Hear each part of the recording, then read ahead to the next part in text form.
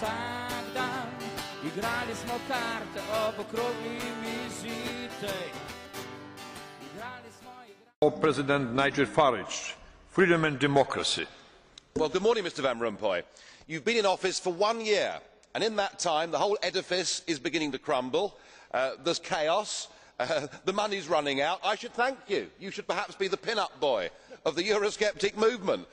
But just look around this chamber this morning. Just look at these faces. Look at the fear. Look at the anger. Poor old Barroso here looks like he's seen a ghost. You know, they're beginning to understand that the game is up, and yet in their desperation to preserve their dream, they want to remove any remaining traces of democracy from the system. And it's pretty clear that none of you have learned anything. You know, when you yourself, Mr Van Rompuy, say that the euro has brought us stability, I suppose I could applaud you for having a sense of humour, but isn't this really just the bunker mentality?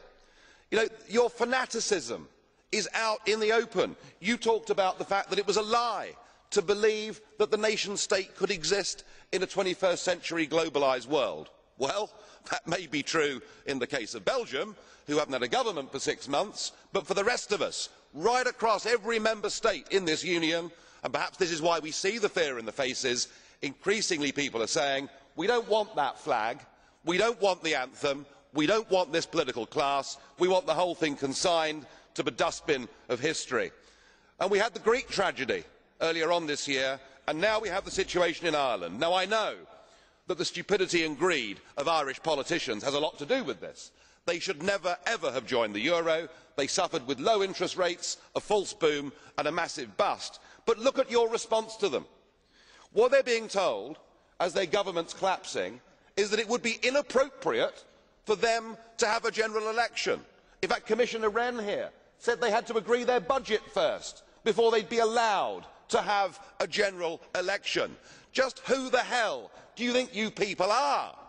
You are very, very dangerous people indeed. Your obsession with creating this euro state means that you're happy to destroy democracy. You appear to be happy for millions and millions of people to be unemployed and to be poor. Untold millions must suffer so that your euro dream can continue. Well, it won't work, because it's Portugal next. With their debt levels of 325% of GDP, they're the next ones on the list, and after that I suspect it will be Spain. And the bailout for Spain would be 7 times the size of Ireland, and at that moment all of the bailout money has gone. There won't be any more. But it's even more serious than economics, because if you rob people of their identity, if you rob them of their democracy, then all they are left with is nationalism and violence. I can only hope and pray that the euro project is destroyed by the markets before that really happens. Kapitalizmos, a velha na metade.